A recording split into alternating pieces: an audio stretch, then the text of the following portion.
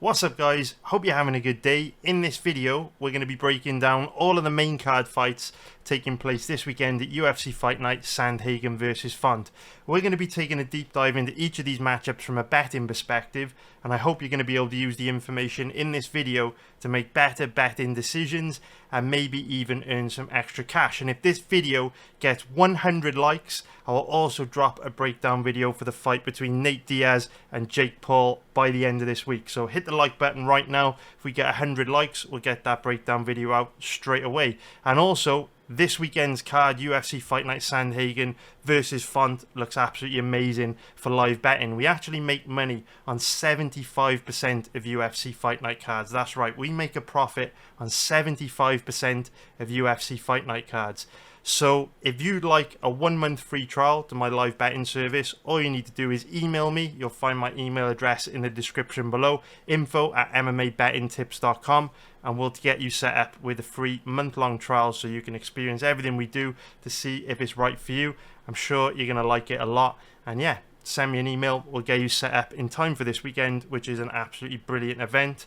And yeah, that's pretty much it. Let's now jump into breaking down the first fight that I want to talk about on this week's card, which is going to be Corey Sandhagen versus Rob Font. So if we take a look at the odds on this one before we get into anything else, we can see that Corey Sandhagen is a pretty big favourite at average odds of around 1.31, which is going to be minus 323 for an implied probability of 76%.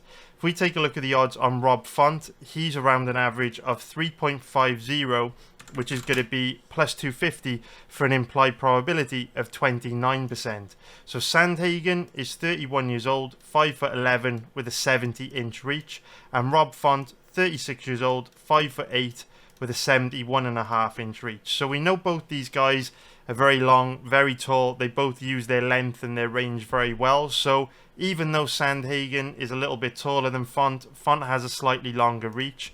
I don't think size is going to play a particularly big factor in this matchup, although Sandhagen is one of the biggest bantamweights, might even be the biggest bantamweight in the division. Now, on the surface, there's nothing major here in terms of age. You know, Rob Font, 36, doesn't seem that significant. Sandhagen in his prime at 31. However, Rob Font is someone to me that is showing pretty clear signs of being on quite a steep decline.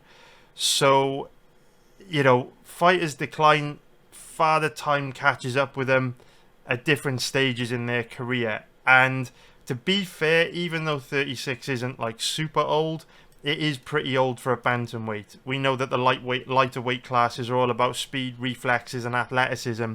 And 36 years old, pretty old for a bantamweight, so I'm not surprised that Font is starting to show signs of decline.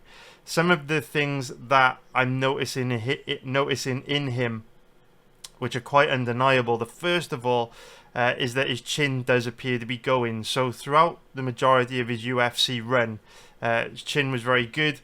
He was very durable. He could take a shot. He was very sharp. He was pretty good defensively.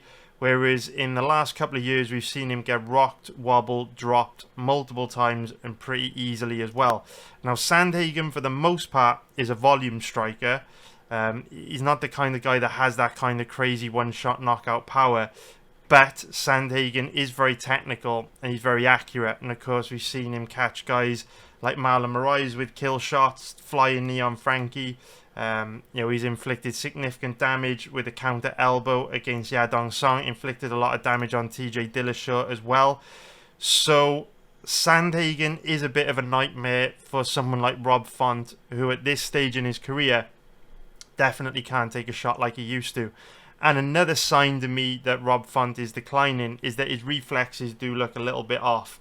So when we were breaking down the fight last week between who was it? I can't actually remember who we were breaking down, but anyway, someone that had declined pretty badly.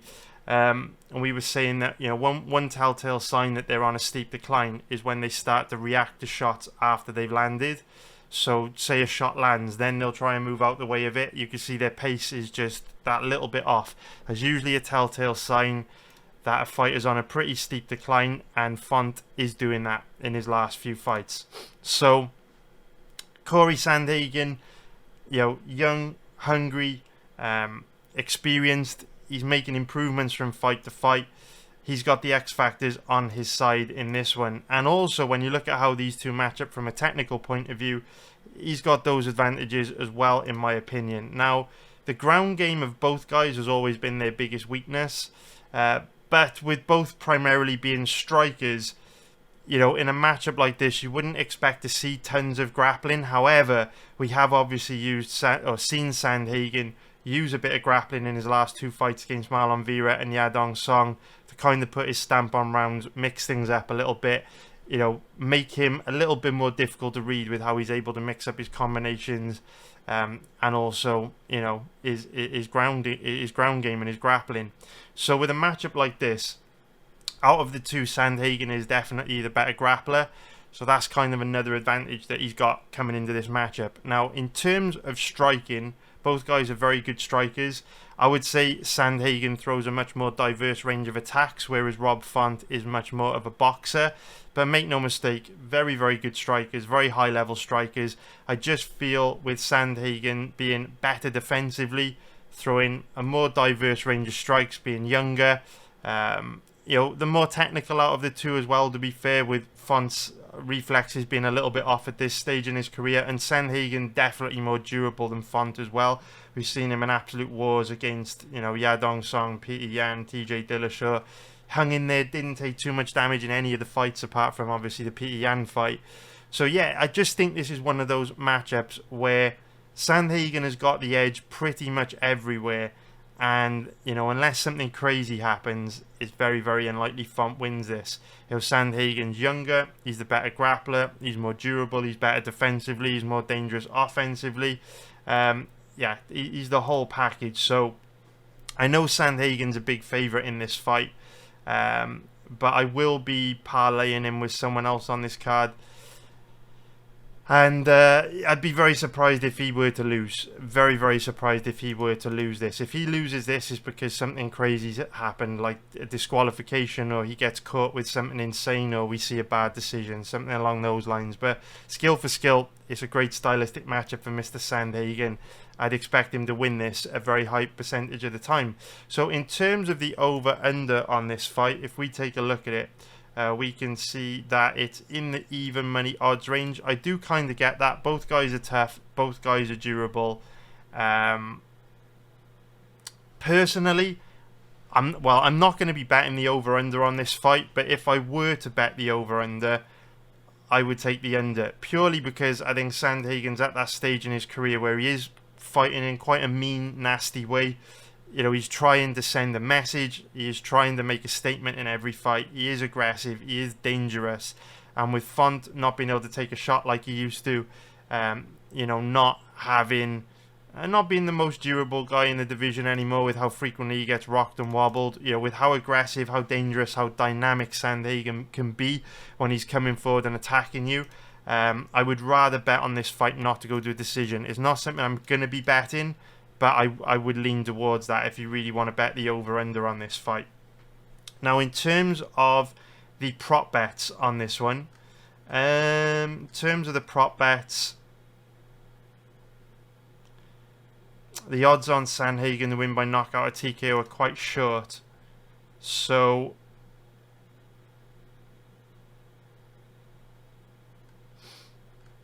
yeah, I'm not the biggest fan of props on this fight. There's nothing that really jumps out at me, so I would give them a miss. So I hope you found that breakdown useful. Now let's break down the fight between Jessica Andrade and Tatiana Suarez. So if we start off by taking a look at the odds on this one, we can see that we've got another pretty big favourite in this fight. We can see that Tatiana Suarez is the favourite at average odds of around 1.27, which is going to be minus 370 for an implied probability of 79%.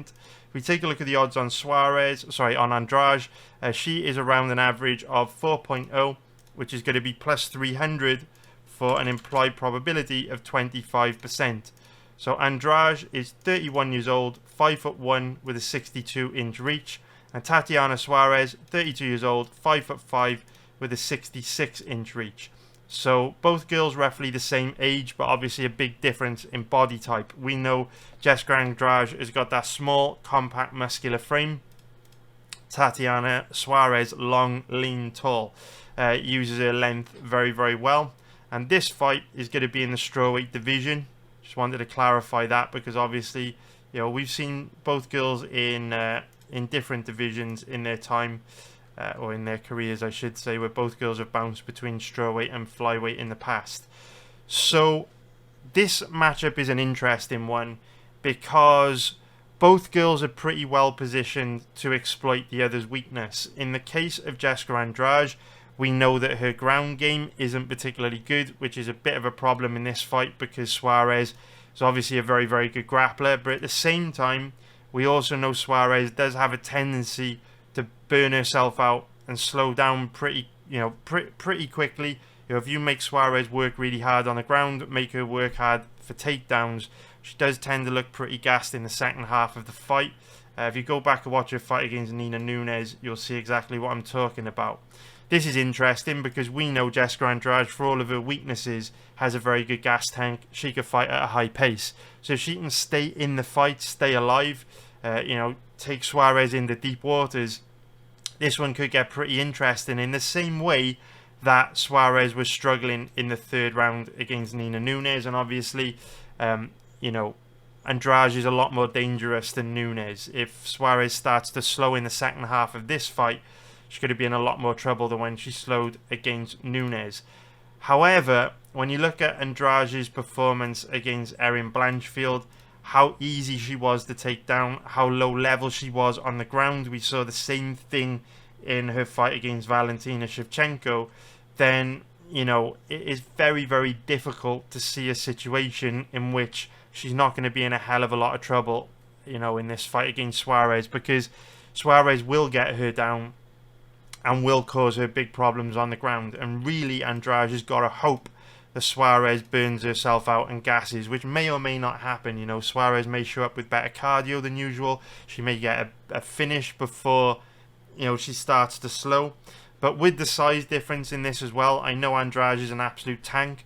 But while she does have an abundance of physicality on the feet, she does look very physically weak on the ground. And Suarez, with her size, with her length, could create a lot of leverage on the ground, with her grappling, especially if she can, get on top of Andrade or take her back, run the clock down while maintaining a dominant position, not having to exert too much energy.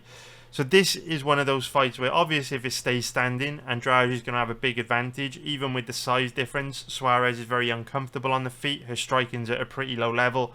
You'd expect Andrade to be able to walk her down, light her up pretty comfortably. But on the ground, big problems for Andrade. Of course, we could perhaps see a more tentative version of Andrade than usual. Obviously, she was very aggressive in her last fight against Zhao Nanyan. Paid the price, was brutally knocked out. So maybe that makes her a little bit more gun-shy than usual. But we know what Andrade's style tends to be. Come forward, relentless pressure, relentless aggression, swing for the fences. And if Suarez can't get the fight to the ground, that's going to be a pretty effective style. So the way that I look at this fight from a betting point of view is obviously you can't bet on you can't bet on Suarez.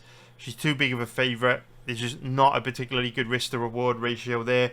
We know Andrade has got big power on the feet. We know Suarez tends to slow as fights wear on. She isn't the kind of fighter that I would want to be betting as a big favourite in a matchup such as this. The risk to reward ratio is just very poor. But the question is, is Andrade worth a bet at big underdog odds? And for me, this isn't the kind of underdog bet that I like to place. You guys know me. I love betting underdogs. We hit a nice winner on an underdog last week when we bet Justin Gaethje. I'm a big fan of betting underdogs, right? We've bet an underdog. We hit a big winner on Jazz Duvicius here. We had Chase Hooper here. We had a loss on Aldana there. We had a win on Justin Gaethje as an underdog. So as you can see, I like to bet underdogs. My win rate on underdogs, very, very good. We can go to the next page. What have we got here? We've got, Belal Muhammad as an underdog. Pedro Munoz an underdog. I like to bet underdogs. Nothing wrong with betting underdogs. But if I'm going to bet an underdog, I want them to have clear and obvious path to victory with no major weaknesses that their opponent is particularly well positioned to exploit. Sorry, I've gone a little bit blurry here. Let me just change this. There we go. So yeah, if I'm going to be betting an underdog, I want them to have a clear and obvious path to victory with no major weaknesses that their opponent is able to exploit. And of course, I've gone through, you know, the conditions that all these underdogs made, which obviously in recent weeks I've gone through every single one of these matchups that we've bet in breakdown videos and explained why each of these underdogs fits that criteria of having, you know, very clear paths to victory. And no major weaknesses that their opponent could potentially exploit, with the exception of Cortez Acosta, which was a bad bet. I do regret that. But yeah, when you look at Andrade, she doesn't fit the criteria of a good underdog bet for me, because her biggest weakness is Tatiana Suarez's biggest strength, and for me that's just not a strong position to put your money, because if we know if Suarez comes in with a grappling heavy game plan and a decent gas tank, she beats Andrade a very, very high percentage of the time. So betting Andrade in this fight means you're putting your money in a lot of danger. I don't like underdog bets like that. I stay away from them. In terms of the over-under on this one, the over 1.5 rounds is pretty tempting, just because both girls are tough. However, we've also seen Andrade struggle extremely badly on the ground against Erin Blanchfield and Valentina Shevchenko, to the point where she looked totally hopeless off her back and struggled to defend herself. We know Suarez has got a high-level ground game, good offensive wrestling, nasty submission game, and she is bigger than Andrade in terms of her length. So, you know, I could see a quick finish in this one. So I'm probably going to be steering clear of that. It is interesting to me, but Andrade doesn't give me much faith on the ground. So I will be giving that one a miss. In terms of the prop bets, what could we go for? Any interesting props? What is Suarez by decision?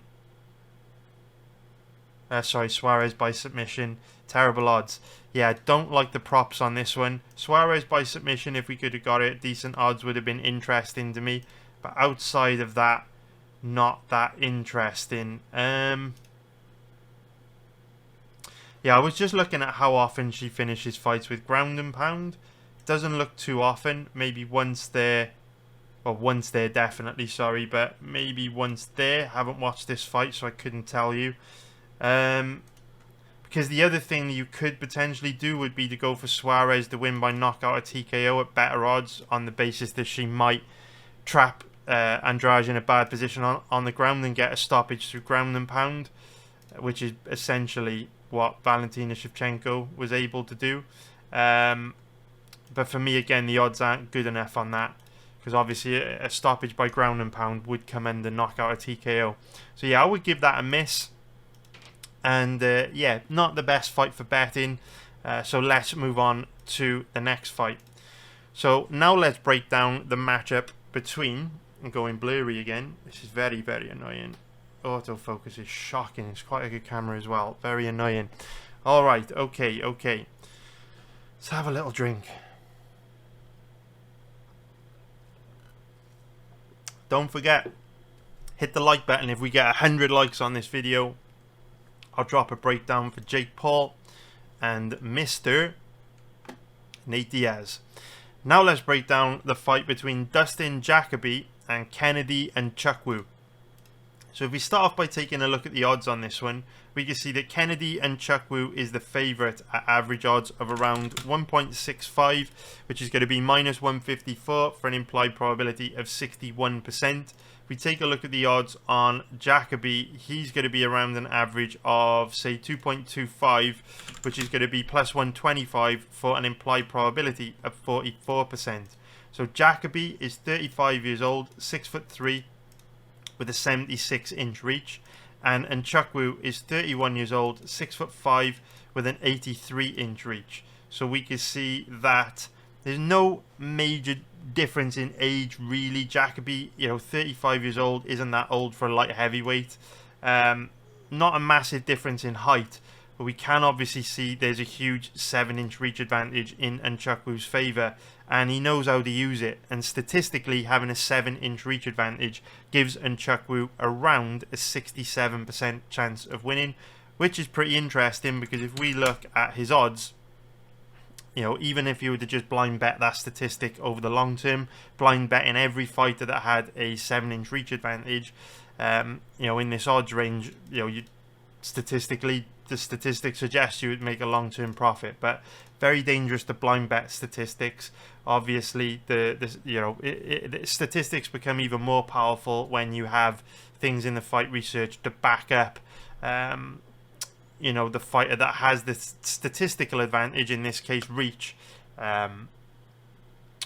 giving them a really good chance of winning.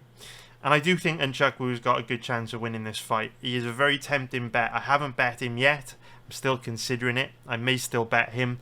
This is one of those fights that I just want to give a little bit more thought to, because when you look at these two, there is no doubt that Nzechukwu has the skill advantage here. There's quite a lot of layers to this fight, so I'm thinking of where I begin. So, both guys are primarily strikers. You would expect this to be a stand-up fight. Nzechukwu is obviously very weak off his back, but that shouldn't matter in this one, because Dustin Jacoby never tries to take his opponents down. We have seen Nzechukwu use some grappling in recent fights, but I don't feel his offensive wrestling is good enough to take Jacoby down and hold him down. Jacoby's quite a difficult guy to take down and control. So I would imagine that this will be a stand-up fight. If Nzechukwu gets hurt on the feet, you may see him initiate grappling. But for the most part, like I said, I would expect this to be a kickboxing match. Now, if it does stay standing, there's no doubt that Nzechukwu has the advantage. He's got better defense, but there's a nuance to that I'll get into in a moment. Nzechukwu has better defense, better footwork, better movement. He uses his length very well. He's got a nice jab, and he just throws a really diverse range of strikes, good combinations, and a very high volume of strikes. What I like about Nzechukwu is that it's very, very, very hard to outpoint him, very hard to outwork him, because he just throws a really, really high volume of strikes. And with him being 31 years old, he's very young for a light heavyweight, so he's going to be making big improvements from fight to fight. If you look at Dustin Jacoby, he's not as technical as Nzechukwu, but the one edge that I do feel Jacoby has in this matchup is that he is a lot more durable and dogged than Nzechukwu is. I feel that Nzechukwu has one major weakness in his overall package, that as he starts to face a higher level of opponent, is really going to limit how far he can go in the sport, and I don't feel it's something he can really improve upon, unfortunately. And the issue with Nzechukwu is that he is very, very chinny. It doesn't take much to wobble him, and unfortunately, obviously, if you've got a weak chin, I hate using that expression because it's a bit derogatory, and I love Nzechukwu, I think he's a brilliant fighter, but obviously if you can't take a punch in the light heavyweight division, when there's so many heavy-handed guys in that division, is very, very problematic. If you look at Nzechukwu's fight against Devin Clark, Nikolai Negumereanu, Da Eun-jung, you'll see what I mean. This guy just gets rocked, wobbled very, very easily. Now, he may get away with it in this fight, which is the reason why I'm considering a bet on Nzechukwu, because this is one of those fights where I do feel Nzechukwu is probably better than Jacoby everywhere, apart from Jacoby's got a better ability to work his way back up to his feet, but that shouldn't matter if we don't see much grappling in this one. But I do feel Nzechukwu is better than Jacoby everywhere, but Jacoby's more durable, more dogged, and while Jacoby doesn't really have much power in his hands, he's more of a volume striker. We have seen him wobble tough guys in the past, like he wobbled Maxim Grishin a couple times. And, I mean, Kennedy Nzechukwu's getting wobbled by Da Eun-jung and Devin Clark, who aren't particularly big power punchers. So if guys like that are able to, rock Nzechukwu, I wouldn't rule out just Dustin Jacoby also being able to do it. So it is a tricky one. It is a very, very tricky one because it's one of those situations where, while I do think Nzechukwu is a lot better than Jacoby and will most likely win, good chance Jacoby catches him with something clean and hard in 15 minutes, and I don't really have much faith in Nzechukwu's ability to take a shot. So I'm torn on this one because Jacoby loves to drag guys into wars, and if he drags Nzechukwu into a war here, I feel he could catch Nzechukwu with something big and knock him out. But I have a very, very strong lean towards Nzechukwu here. I might still bet him. This might be one of those fights that I research for a second time just to see how I feel about it a second time. As it stands, I'm not betting him, but obviously if you're a member of my website, if you're in the Discord group, I will let you know if I end up betting Nzechukwu. But right now I haven't made my mind up on this one. So if we look at the over-under on this fight, it's in the even money odds range.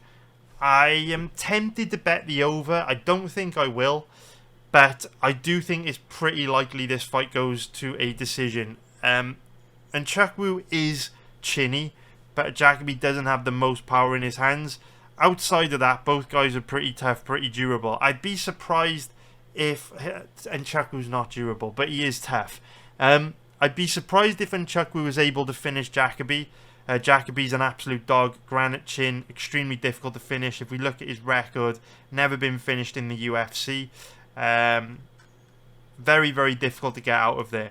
So if this fight does end inside the distance, it's most likely going to be Jacoby winning by knockout, in which case, I guess you may as well just bet Jacoby moneyline, right? Because it's better odds.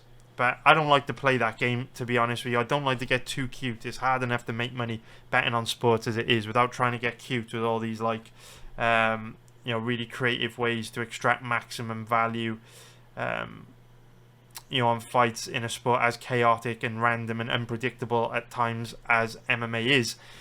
So in terms of the prop bets on this one, in terms of the props,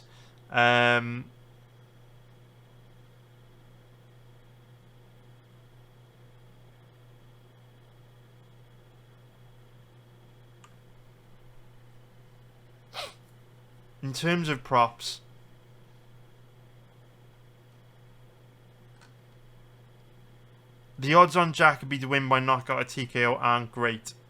So I'm not going to be betting this because I'm not the biggest fan of props. But if you're the kind of guy that wants to sprinkle a little bit of money on every fight to make watching him more entertaining, I would go Nzechukwu by decision.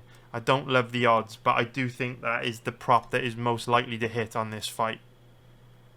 So that is what I would go with. So I hope you found that useful. But it's a complicated fight. Let me know what you think in the comments below. Do you think I'm being a pussy? Should I bet Nzechukwu? Let me know, guys. Help me out. I'm very, very tempted. Are you betting Nzechukwu? Are you betting Jacoby? Do you think I'm right to be a little bit concerned? Let me know, guys, what you think.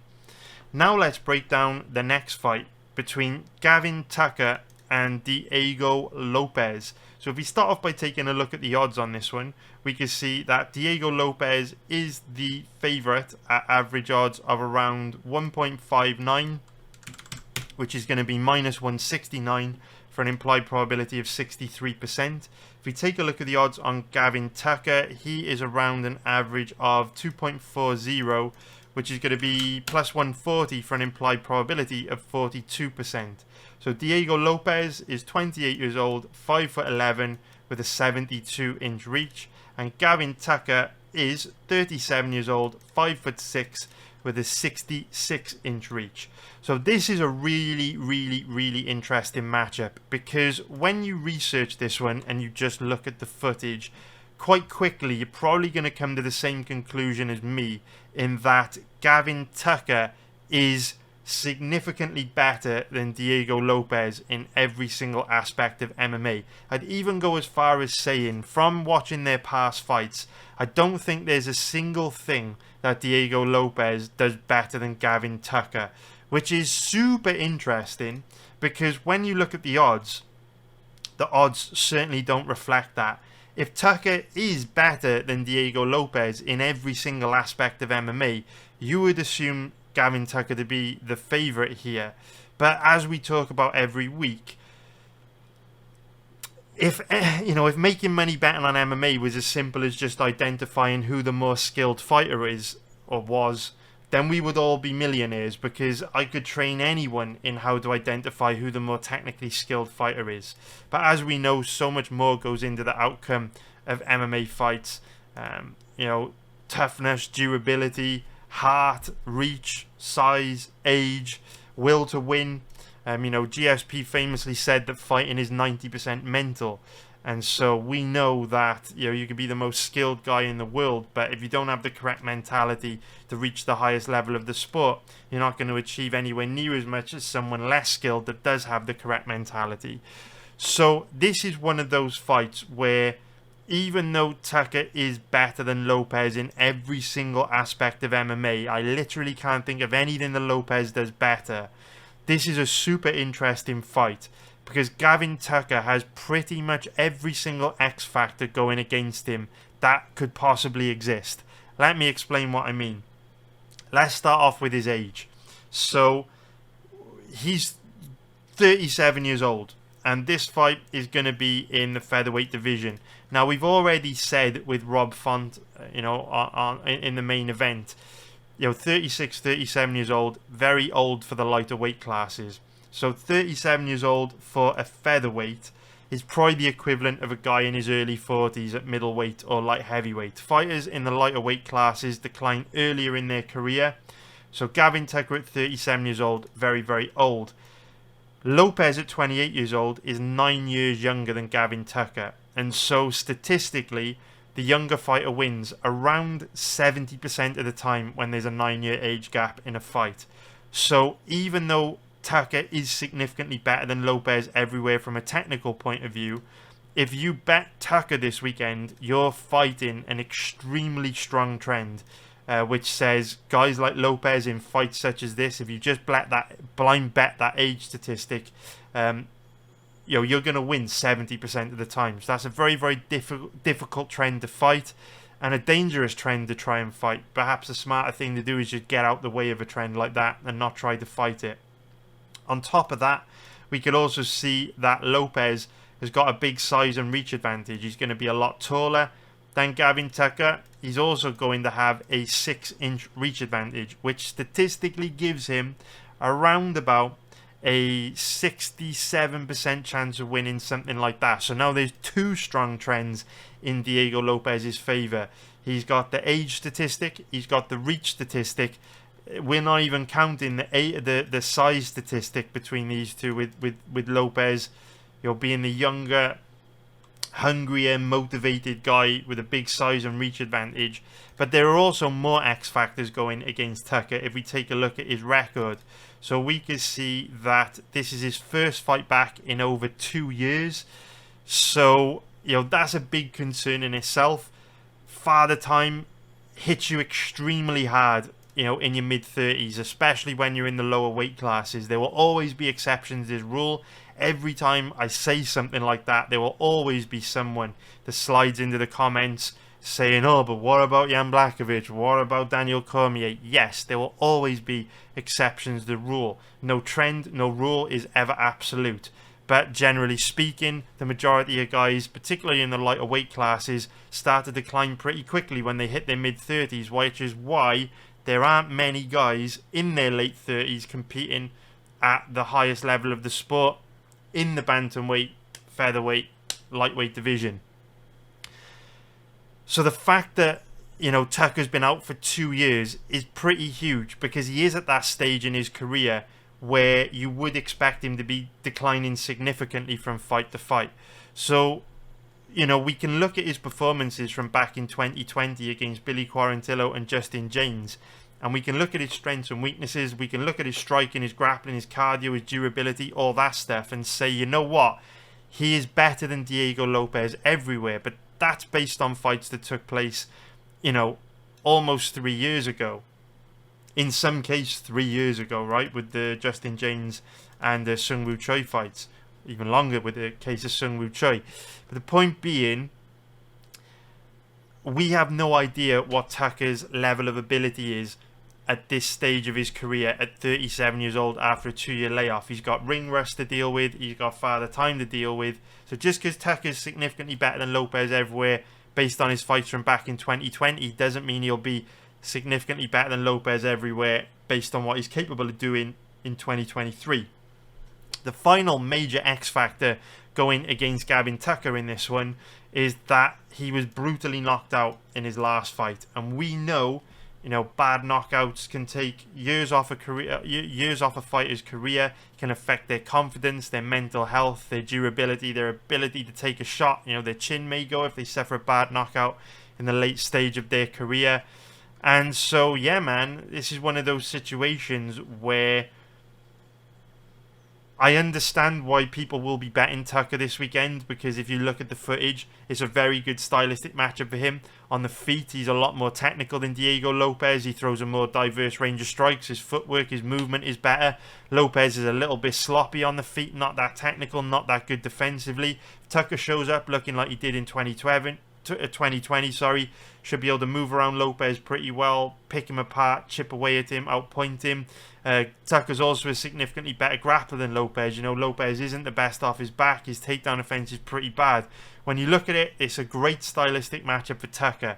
But the question is, what version of Tucker do we get in 2023? And because we don't have the answer to that question, no one has the answer to that question, for me, the smartest thing to do is to pass on this fight. I certainly won't be betting it. For me, I can't bet on Diego Lopes here, because even though he has a lot of X factors in his favour and a lot of strong trends going in his favour, I feel those trends for the most part are reflected in the odds, with him being a pretty big favourite.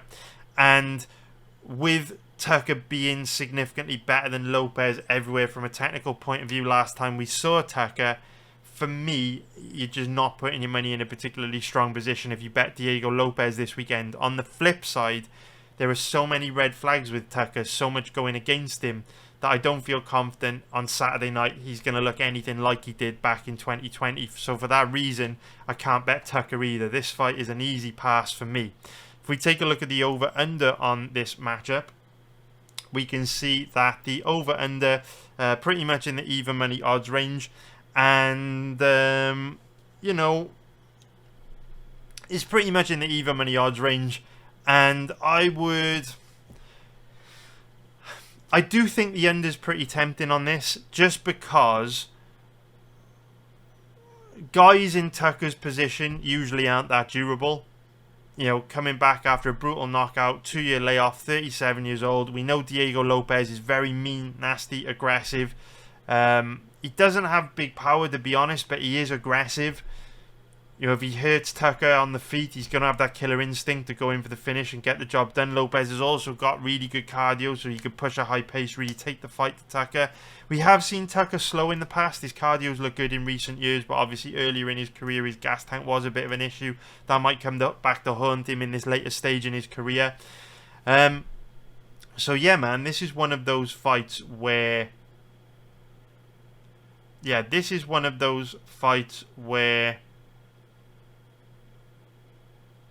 it's just an easy pass. And I feel, with not really knowing what to expect from Tucker this weekend, what version of him we're going to get, it's also quite dangerous to bet the over, under, or the props, because there's so many ways this fight could go depending on what version of Tucker shows up. So for me, if I were you guys, I would give this one a miss. I would just avoid this fight, sit back, enjoy it, live bet it. This weekend's going to be a great event, for live betting. A really, really good card for live betting. We absolutely murder on live betting. We make a profit almost every month. So yeah, just save it for live betting and come join the team, man. Come join my live betting community if you don't want to play this game by yourself. Like I say, we make a profit almost every month on 75% of fight night cards. Don't sit on the sidelines. Get involved. Join the winning team. Now let's break down the next fight between Tanner Boser and Alexa Camur. So if we start off by taking a look at the odds on this one, we can see that Tanner Boser is the favourite at average odds of around 1.61, which is going to be minus 164 for an implied probability of 62%. My hair is going crazy. It's quite warm up in here. So yeah, 62%. We take a look at the odds on his opponent, Alexa Camur. He is around an average of, say, 2.35, which is going to be plus 135 for an implied probability of 43%. So when I first saw this fight card, Tanner Boser was one of the when I first saw this fight card, Alexa Camur was one of the first names that jumped out at me as a potential bet, because as we know, Tanner Boser has extremely bad takedown defense and absolutely nothing off his back. Boser's the kind of guy that if you take him down, you can hold him down for a really long period of time and absolutely dominate him on the ground, to the extent that if we look at our pre-fight betting results, where are they? If we go over here and we type in Tanner Boser's name to the results database, we can see that we've actually bet on Tanner Boser, or bet against Tanner Boser, I should say, in his last 2 fights. So we hit Ion Cutelaba in the even money odds range, which was very generous odds in my opinion. Cutelaba got a quick finish, and then we bet Nascimento at big underdog odds, or not big underdog odds, but pretty decent underdog odds, and Nascimento got the job done for us with a nice big win. The odds are absolutely crazy on this fight, insane, and Nascimento came through for us in a big way, partly because of how bad Boser's takedown defense and ground game is. So as you can see, I do like to bet against Tanner Boser. I think he is a very, very low level fighter, very bad. And yeah, Alexa Camur was interesting to me this week as another opportunity to bet against Tanner Boser at underdog odds. Unfortunately, after researching this fight, I didn't end up liking Alexa Camur as much as I thought I would. And this is mainly because Alexa Camur has really bad cardio. And while he's definitely young enough to improve this, it's something that keeps plaguing him in his fights, and we haven't really seen much improvement in it yet. So it's one of those situations where I just don't like to bet on guys with really bad cardio, because, you know, if they exert a lot of energy early, the second and third rounds become very, very challenging for them. And Camur is also another one of these guys that does, you know, gas very, very quickly if he just grapples a little bit. So, you know, if we look at the tail of the tape on this one, Camur, 27 years old, 6'1" with a 74-inch reach. Boser, 32 years old, 6'2", 75.5-inch reach. You know, we can see both guys roughly the same age, roughly the same size, nothing major in terms of X factors, but Camur's gas tank consistently costs him and causes him problems, and I wouldn't be surprised to see if it causes him problems here as well, because while I do think Camur can get Boser down and hold him down pretty easily, like almost anyone can in the UFC, Boser's takedown defense is absolutely dreadful. At the same time,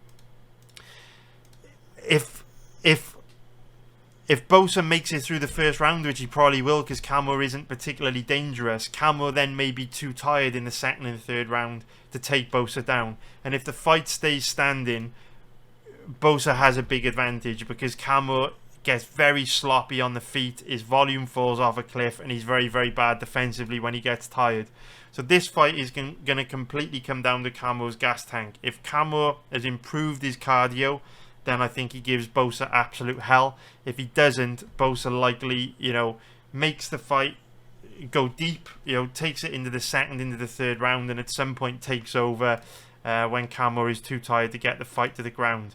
One thing with Camur, though, don't expect to see a whole lot of grappling from him. You know, grappling is definitely his path to victory in this. But because he gasses out in every fight, what we see is him very reluctant to use his grappling for fear of gassing himself out. So I wouldn't be at all surprised to see, you know, this fight stay standing. And if it does, that definitely favours Boser, because for all of his weaknesses, his cardio is very good. He's got nice leg kicks. He throws a decent volume of strikes. with how bad Camur's gas tank is, he's not going to be able to keep up with Boser if this fight stays on the feet. So in terms of the over-under on this one, the over-under is set in the even money odds range. I am tempted to bet the over on this one.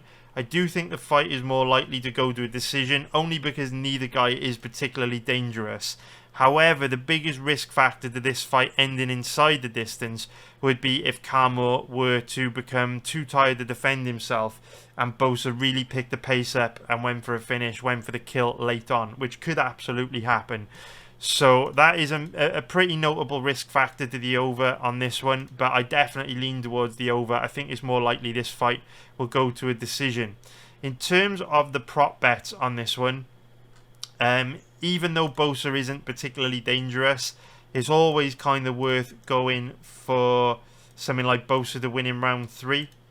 Where is the odds on that? I mean, you can have him to win by knockout or TKO in round 3. But yeah, with how bad Boser's... I can't find the odds. They're probably right in front of me. Boser in round 1 or 2. We don't have Boser in round 3. Oh, here we go. 12.0 plus 1,100. I like that. It's pretty good. I would probably sprinkle on that. Like I say, it's not super likely to hit, but with odds like that, you don't need a particularly high win rate to be profitable over the long term. So yeah, I like Boser to win in round 3 with how much Camur usually slows as the fight goes. And yeah, that would be the only prop on this one I would consider. If you really love props, no, actually, forget I said anything. I would just stick with that. So, let me know what you think, man. I hope you found that useful. Now, let's break down the next fight on this card, which is going to be Ignacio Bahamondes against Ludwig Klein. So, if we start off by taking a look at the odds on this one, we can see that Bahamondes is the favourite at average odds of around 1.45. which is going to be minus 222 for an implied probability of 69%. We take a look at the odds on Klein. He is around an average of 2.75, which is going to be plus 175 for an implied probability of 36%. So Bahamondes is 25 years old, 6'3" with a 75.5 inch reach. And Ludwig Klein is 28 years old, 5'7" with a 72 inch reach. So both guys roughly the same age. Big size difference between the two. Not that big of a difference in reach, which is quite interesting given the size difference. But this is a fight where I'm very interested to look at the ceremonial weigh-ins when they face off to see exactly what this size difference is going to look like. Bahamondes obviously very lean, very long, very tall. Ludwig Klein small, muscular and compact. So, very, very interesting fight. Straight off the bat, it is a difficult fight for Klein from a stylistic point of view. We haven't seen a whole lot of Ignacio Bahamondes' takedown offense and ground game, and we know Ludwig Klein does try to use grappling whenever he feels he's facing someone that can cause him problems on the feet. But when we have seen flashes of Bahamondes' takedown offense, it does look pretty difficult to get down. So Bahamondes never tries to take his opponents down. Klein's not the best offensive wrestler. Bahamondes does look difficult to take down. We can't be absolutely sure. But I would imagine it's going to be difficult for Klein to get takedowns here and hold Bahamondes down. The footage is inconclusive. It doesn't give us a concrete answer on that. But doesn't seem that likely. So the most likely outcome on this fight, in my opinion, is that it stays standing. And if the fight stays standing, this is one of those matchups where it's an interesting clash of styles, because you've got Ignacio Bahamondes that wants to, come forward, put a lot of pressure on his opponents, chip away at them with jabs, with leg kicks, with a really high volume of strikes. And we've got Ludwig Klein that's got that small, compact, muscular frame that likes to throw big power punches, big spinning attacks. He's got devastating knockout power in his hands. Whereas Bahamondes is much more of a volume striker, and with him it is death by 1,000 cuts. He likes that volume. So the way I see this fight is it's going to be very difficult for Ludwig Klein to outpoint Bahamondes, because Klein doesn't have the cardio that output the volume to match the work rate and volume of Bahamondes. So Bahamondes is going to be outpointing Klein. There's no doubt about that.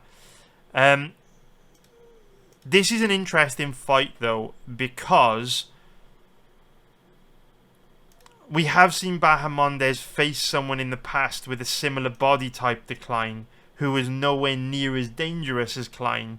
And Bahamondes did take a lot of damage in that fight and struggle pretty bad. Of course, I'm talking about his UFC debut against John Makdessi.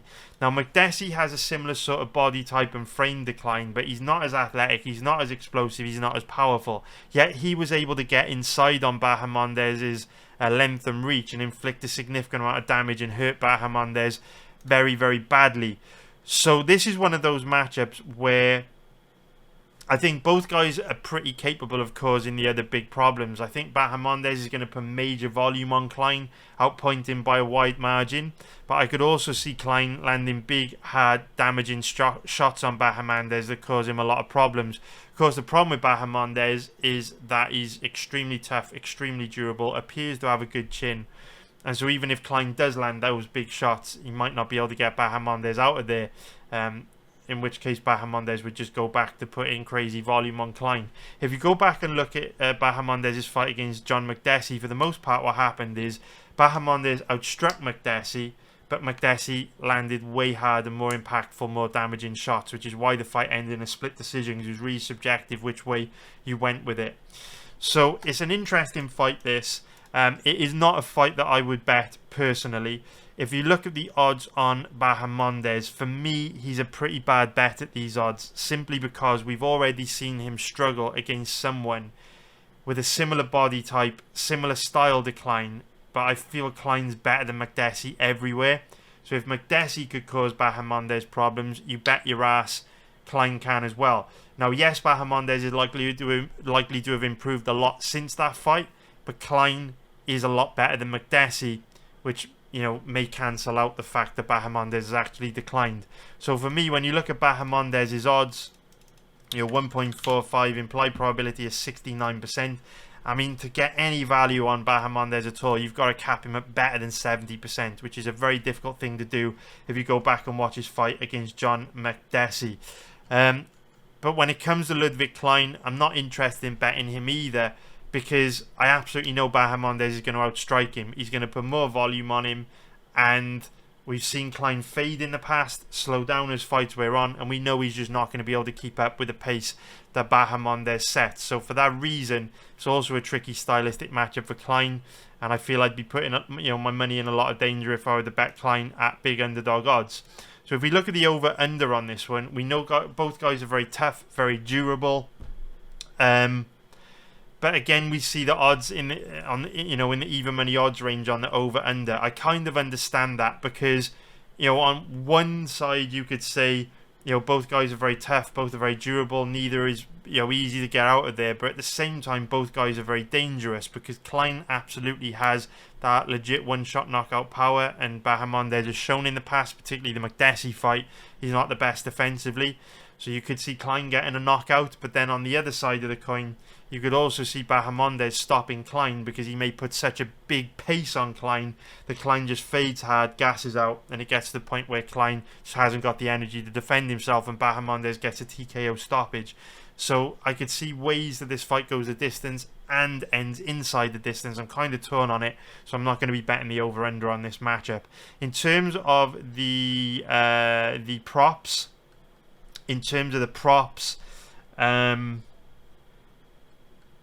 Bahamondes by decision, probably the most likely one, but the odds are pretty terrible. So I would, the odds on Bahamondes by knockout TKO pretty terrible as well. The odds aren't great there on the props. Maybe go Bahamondes to win in round 3 on the basis that Klein may slow and become too tired to defend himself. I'm not going to be betting it myself, but if you're the kind of guy that wants to sprinkle a little bit of money on every fight to make watching it more interesting, Bahamondes to win in round 3, 10.0, 10.5 plus 950. I don't hate it. So I hope you found that breakdown useful. Thank you very much for watching this video. If you did, hit the like button below and subscribe if you haven't already. Remember, if you want a trial, a 1 month trial to my live betting service, you get access to all my live bets throughout the whole of August. Send me an email, info@mabettingtips.com. Description below will carry my email address. We make money on 75% of UFC Fight Night cards. We make a profit pretty much every month in live betting. It's my bread and butter. It's what I do best, and I'm pretty good at this. So come join a winning team. Check it out. Thank you very much for watching. Take care, everyone. Have a great week. Hope you make loads of money on this card. Love you all. Nice one, guys. Bye.